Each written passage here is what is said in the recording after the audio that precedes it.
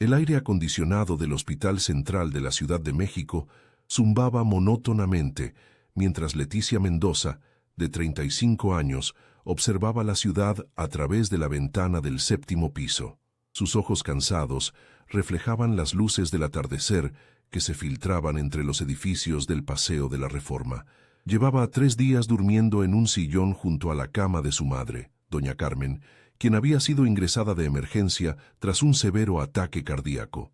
«Deberías ir a casa y descansar un poco», murmuró Carmen con voz débil, extendiendo su mano arrugada hacia su hija. Los monitores cardíacos emitían pitidos constantes, marcando el ritmo de una vida que parecía más frágil cada día. Leticia negó con la cabeza mientras acomodaba las sábanas blancas alrededor de su madre. «No te preocupes, mamá. Rafael llegará pronto con ropa limpia y necesito hablar con los médicos sobre tus nuevos resultados». Lo que no dijo fue que también esperaba convencer a su esposo de pagar el tratamiento experimental que el doctor Fuentes había mencionado esa mañana. Un procedimiento costoso, no cubierto por el seguro, pero que podría significar una recuperación completa para doña Carmen. El celular de Leticia vibró con un mensaje de su hermano Javier Mendoza, CEO de Tecnologías Avanzadas de México, una de las empresas de software más exitosas del país. «Estoy atorado en una junta en Polanco. Llego en 2 horas. ¿Necesitas algo?». Leticia suspiró. Su relación con Javier era complicada. A pesar de su éxito, él se había distanciado de la familia años atrás, específicamente cuando ella decidió casarse con Rafael Velarde, un prominente empresario inmobiliario de la capital.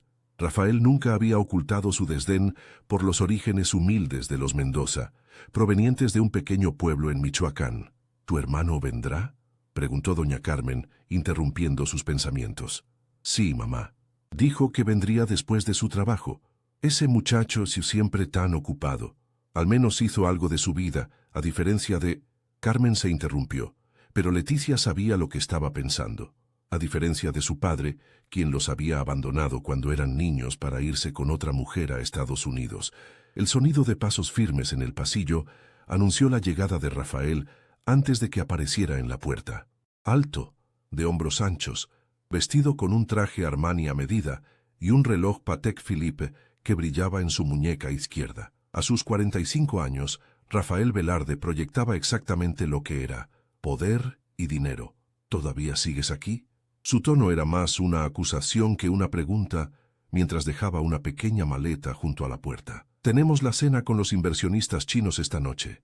Te lo recordé ayer». Leticia sintió que su estómago se contraía. «Lo siento, se me olvidó por completo. Mamá ha tenido algunos episodios hoy y... siempre hay una excusa, ¿no?». Rafael la interrumpió, pasándose una mano por el cabello perfectamente peinado. Sus ojos se posaron brevemente en doña Carmen, quien fingía estar dormida. «Esta situación está afectando nuestros compromisos sociales. No puedes seguir durmiendo aquí como si fueras una indigente». «Rafael, por favor», susurró Leticia, acercándose a él para que su madre no escuchara. «El doctor me habló de un nuevo tratamiento. Podría ser la diferencia entre que mi mamá se recupere completamente o que quede con secuelas permanentes». «¿Y cuánto cuesta este milagroso tratamiento?». La sonrisa sarcástica de Rafael hizo que Leticia se estremeciera. «700,000 pesos», respondió ella en voz baja. Rafael soltó una carcajada seca que rebotó en las paredes del cuarto de hospital. «¿700,000? ¿Para qué? ¿Para prolongar lo inevitable?». «Es mi madre». La voz de Leticia se quebró. «Y yo soy tu esposo», respondió él, acercándose tanto que ella pudo oler el whisky en su aliento. «He estado pagando este hospital privado, estos especialistas, todo para una mujer que nunca me ha mostrado un ápice de gratitud». «No tienes derecho a hablar así», intervino doña Carmen desde la cama, incorporándose con esfuerzo. «Mi hija dejó su carrera para apoyarte, abandonó sus sueños por ti, y tú la tratas como si fuera otra de tus propiedades». El rostro de Rafael se endureció mientras se giraba hacia la mujer mayor. «Usted no se meta. Si Leticia decidió convertirse en un adorno para mi casa en Las Lomas, fue su decisión. Nadie la obligó. Siempre supe que eras un oportunista», continuó doña Carmen, con la valentía que solo da la enfermedad. «Te casaste con mi hija por sus conexiones con políticos, no por amor. Javier siempre tuvo razón sobre ti». Algo cambió en los ojos de Rafael, una furia fría y calculada que Leticia había visto solo una vez antes, cuando un socio intentó estafarlo. En 3 zancadas, Rafael llegó junto a la cama. «Rafael, no», comenzó Leticia, pero era demasiado tarde. La bofetada resonó en la habitación como un disparo.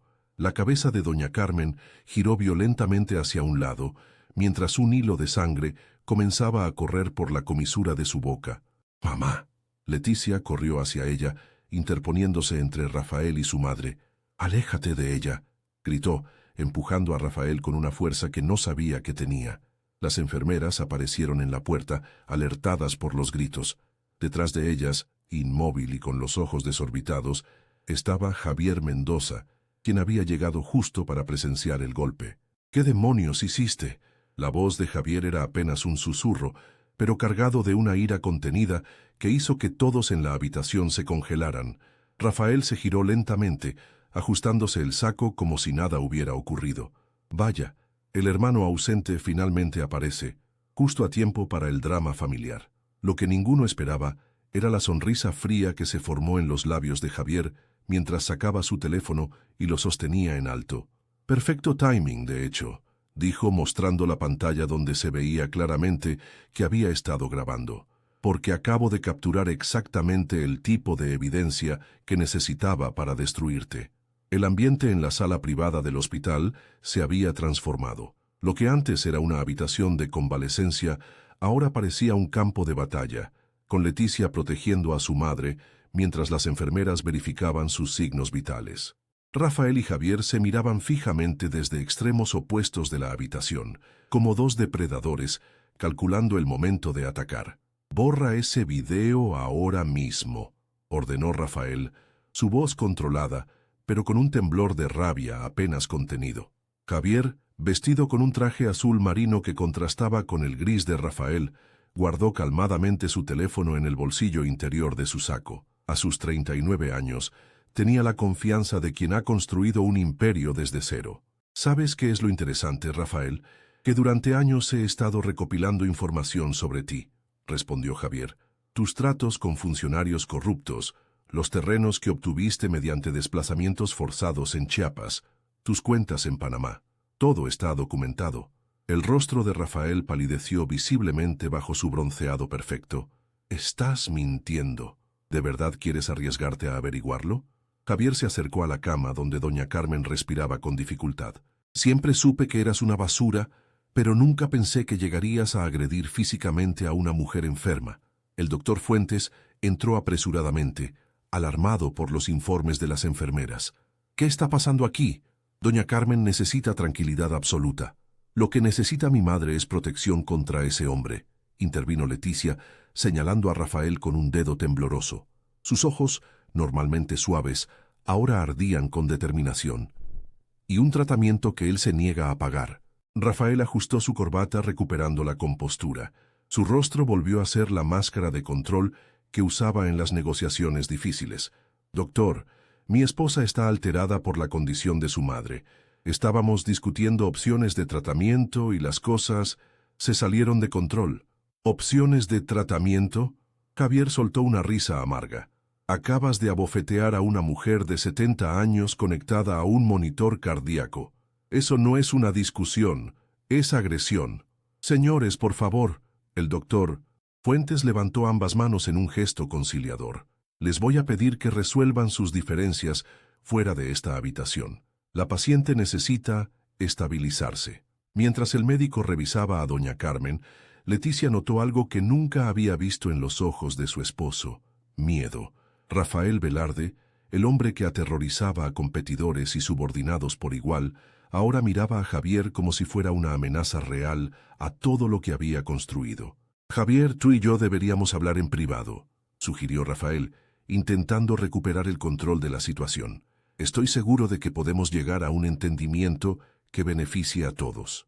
«¿Un entendimiento?». Javier miró a su hermana.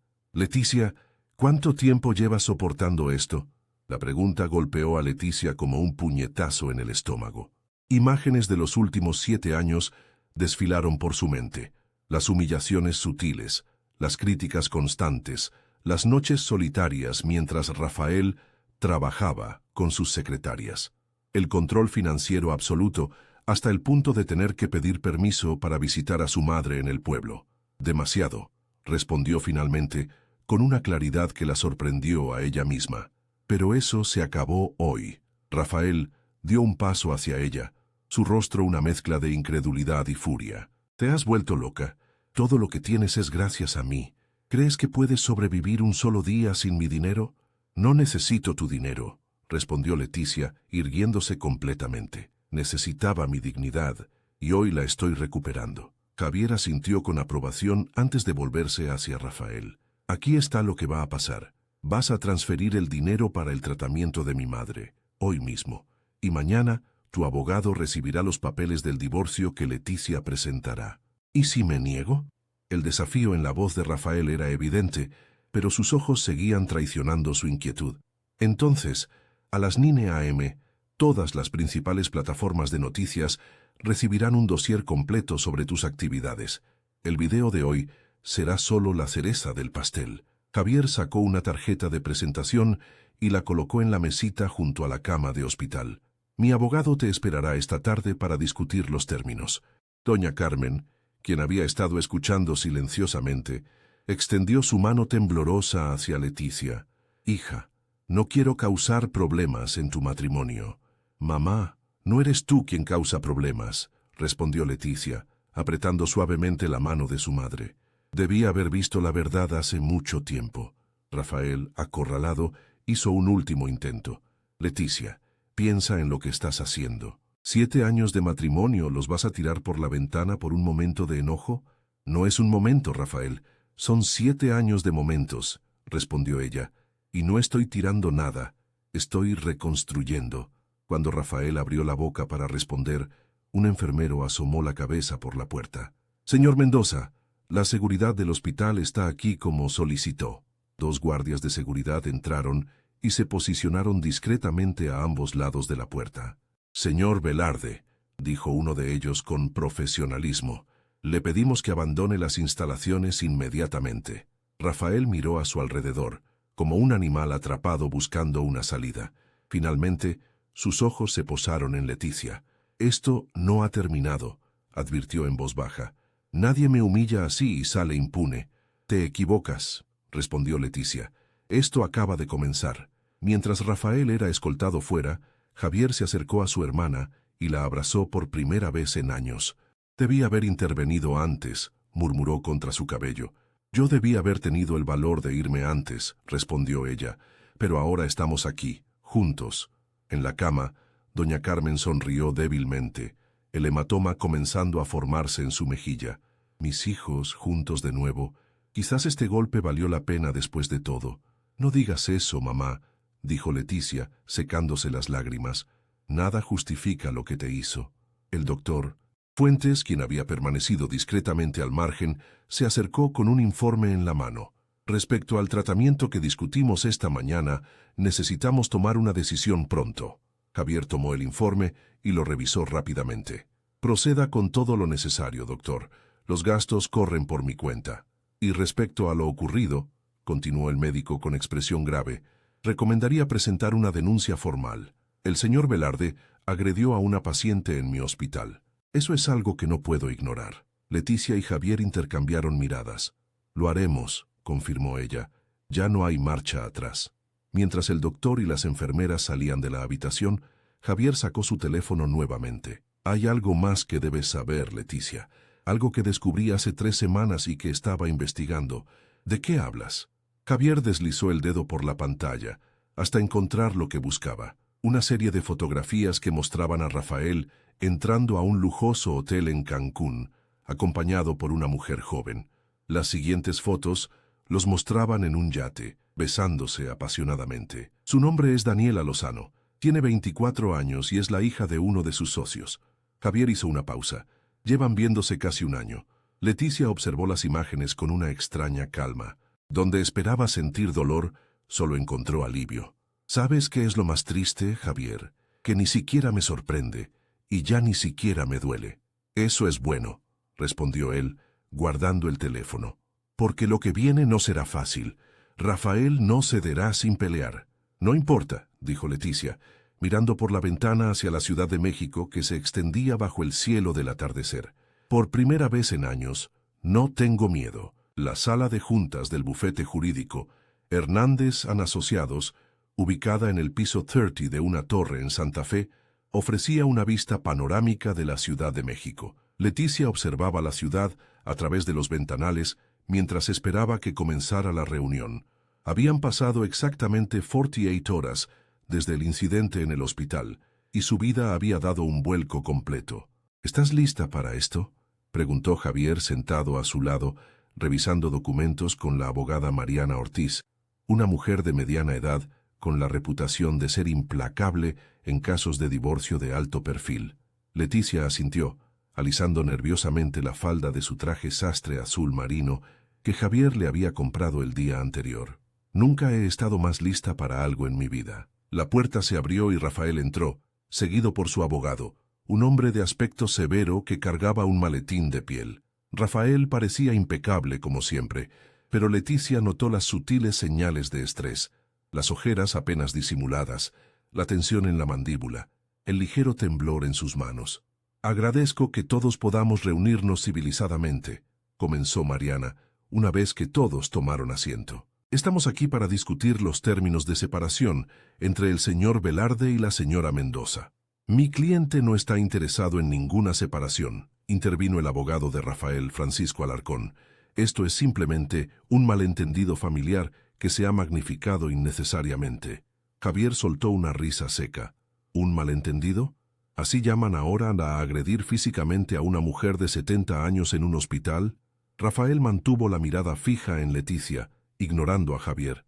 «Cometí un error imperdonable. Lo reconozco. Perdí los estribos en un momento de estrés. Pero 7 años de matrimonio no deberían terminar por un error». «No es un error», respondió Leticia con calma. «Es el punto culminante de años de maltrato psicológico, control financiero y, como ahora sabemos, infidelidad». El abogado de Rafael se aclaró la garganta. «Esas son acusaciones graves y sin fundamento. Mi cliente ha proporcionado a la señora Mendoza una vida de lujos y comodidades que... Jaulas doradas siguen siendo jaulas», lo interrumpió Mariana, colocando una carpeta sobre la mesa. «Tenemos documentación extensa sobre el comportamiento controlador del señor Velarde, registros de todas las cuentas bancarias a las que la señora Mendoza ha sido sistemáticamente privada de acceso, testimonios de empleados domésticos sobre abuso verbal y, por supuesto, esto». Mariana deslizó sobre la mesa copias impresas de las fotografías que Javier había mostrado a Leticia, junto con estados de cuenta donde se detallaban gastos en joyerías, hoteles y restaurantes que coincidían con las fechas de los encuentros con Daniela Lozano. Rafael palideció visiblemente al ver las imágenes. «Esto es una invasión a mi privacidad. Es ilegal. Lo que es ilegal es la forma en que has estado ocultando activos en empresas fantasma para evadir impuestos», respondió Javier, colocando otra carpeta sobre la mesa. «O quizás prefieras hablar de los sobornos a funcionarios públicos para obtener permisos de construcción en zonas protegidas». El abogado de Rafael se inclinó para murmurar algo a su cliente, quien parecía cada vez más descompuesto. «No vinimos aquí a negociar un divorcio amistoso», continuó Mariana. «Venimos a informar al señor Velarde de nuestros términos, que son innegociables». «¿Sus términos?». El abogado de Rafael se enderezó, indignado. «Mi cliente es quien tiene el patrimonio y los recursos. Su cliente está a punto de enfrentar una investigación federal por fraude fiscal, sin mencionar los cargos por agresión», respondió Mariana con una sonrisa fría. «A menos que acepte nuestros términos». La abogada extrajo un documento y lo deslizó hacia Rafael y su representante legal. «La señora Mendoza solicita la casa de Coyoacán que está a nombre de ambos, una pensión compensatoria durante 3 años para reincorporarse al mercado laboral y el 40% de las acciones de Construcciones Velarde». Rafael golpeó la mesa con el puño. «Esto es un asalto. Esas acciones son el trabajo de mi vida». «No, Rafael», intervino Leticia, hablando con una calma que sorprendió a todos. «Tu trabajo fue construir un imperio basado en sobornos, manipulación y explotación. Mi trabajo fue sacrificar mi carrera, mi familia y mi dignidad para ser tu esposa trofeo. Creo que el 40% es bastante justo. Nunca firmaré esto, declaró Rafael, poniéndose de pie. Entonces preparamos el paquete de información para la fiscalía y los medios, respondió Javier también levantándose, incluido el video del hospital. ¿Cómo crees que reaccionarán tus inversionistas cuando vean al gran Rafael Velarde golpeando a una anciana enferma? El abogado de Rafael tiraba insistentemente de la manga de su cliente, urgiéndolo a calmarse y considerar la situación. «Dame un minuto a solas con mi esposa», solicitó Rafael finalmente. Javier comenzó a protestar, pero Leticia levantó una mano para detenerlo. «Está bien, 5 minutos». Cuando todos salieron, Rafael se desplomó en su silla, súbitamente envejecido. «¿Qué quieres realmente, Leticia? ¿Venganza? ¿Humillarme? Quiero mi libertad, Rafael, y quiero justicia». ¿Justicia? Rafael soltó una risa amarga. ¿Crees que sacarme dinero es justicia? No se trata del dinero. Leticia lo miró directamente a los ojos. Se trata de equilibrar la balanza. Durante 7 años me hiciste sentir pequeña, insignificante, dependiente. Me aislaste de mi familia, me quitaste mi profesión, me convertiste en un accesorio para tu imagen pública. Te di una vida que muchas mujeres envidiarían. Me diste una prisión con pisos de mármol, corrigió ella. La diferencia es que ahora tengo la llave para salir. Rafael se inclinó hacia adelante, su voz un susurro urgente. Podemos arreglar esto, Leticia. Puedo cambiar. Lo que pasó en el hospital, nunca había perdido el control así. Ambos sabemos que eso no es cierto. Leticia se levantó, alisando su traje. Acepta los términos, Rafael, o enfrenta las consecuencias. ¿Y si te ofrezco más? La Casa de las Lomas, acciones en otras empresas, lo que quieras. Leticia negó con la cabeza. No quiero más de lo que es justo. No soy como tú. Cuando los demás regresaron a la sala, encontraron a Rafael escribiendo algo en un papel. Lo deslizó hacia Leticia. Una cuenta en Suiza, explicó. 5 millones de dólares. La contraseña está ahí. Tómalo todo y déjame las acciones de la empresa. Leticia miró el papel, luego a Rafael y finalmente a Mariana. Con un gesto decidido, rompió el papel en pedazos. No quiero tu dinero sucio, Rafael. Quiero lo que me corresponde legalmente. Se volvió hacia su abogada. Proceda con los términos originales, por favor. El rostro de Rafael se contorsionó de rabia. Eres una estúpida. Te estoy ofreciendo más de lo que podrías gastar en toda tu vida. Y tú eres un hombre patético que cree que todo tiene un precio, respondió ella. Algunas cosas no se compran, Rafael. La dignidad es una de ellas. El abogado de Rafael, viendo que la situación se deterioraba, intervino. Señor Velarde, recomiendo que consideremos seriamente la oferta inicial, dadas las circunstancias y la evidencia que poseen. Tras un tenso silencio, Rafael asintió resignadamente. Preparen los papeles. Mientras los abogados comenzaban a redactar el acuerdo, Rafael se acercó a Leticia una última vez. Espero que esto te haga feliz, dijo con amargura. La felicidad no tiene nada que ver con esto, respondió ella. Se trata de justicia y de seguir adelante. Cuando Leticia y Javier salieron del edificio 1 hora después, con el acuerdo firmado, ella se detuvo en la acera, mirando hacia el cielo despejado de la Ciudad de México. ¿Qué sigue ahora?, preguntó Javier. Ahora vamos al hospital, respondió ella. Mamá debe estar esperando noticias. En el taxi, Leticia observaba la ciudad que pronto volvería a explorar como una mujer libre. Los edificios brillaban bajo el sol de la tarde, y por primera vez en años, el futuro no parecía una extensión predecible de días vacíos, sino un lienzo en blanco lleno de posibilidades. ¿Sabes?, dijo a Javier. Durante años pensé que te habías alejado de nosotros por orgullo o ambición. Nunca imaginé que estabas protegiéndonos a tu manera. Javier tomó su mano. Siempre supe que Rafael era peligroso, pero no podía intervenir hasta que tú estuvieras lista para verlo por ti misma. ¿Cómo supiste que ese día había llegado? Por la forma en que lo miraste en el hospital. Vi en tus ojos la misma determinación que tenías cuando éramos niños y defendías a los más pequeños en el barrio. Javier sonrió. Supe entonces que mi hermana había regresado. El aroma de café recién hecho flotaba en la cocina de la casa de Coyoacán, mientras la luz del amanecer se filtraba por las ventanas. Leticia, vestida con jeans y una sencilla blusa blanca, preparaba el desayuno mientras tarareaba suavemente una canción de Natalia Lafourcade. Habían pasado 6 meses desde aquel día en el hospital, y su vida se había transformado por completo. Doña Carmen, recuperada gracias al tratamiento experimental que había sido un éxito, entró en la cocina apoyándose en un bastón. «Buenos días, hija», saludó, sentándose en la pequeña mesa de la cocina. «¿Qué planes tienes hoy?». Leticia sirvió 2 tazas de café y colocó un plato de chilaquiles frente a su madre. «Tengo la entrevista en la universidad a las 11 y después la reunión con los inversionistas para el proyecto comunitario. Estoy muy orgullosa de ti», dijo doña Carmen tomando la mano de su hija. «Volver a la arquitectura después de tantos años no debe ser fácil. Es como regresar a casa después de un largo viaje», respondió Leticia con una sonrisa.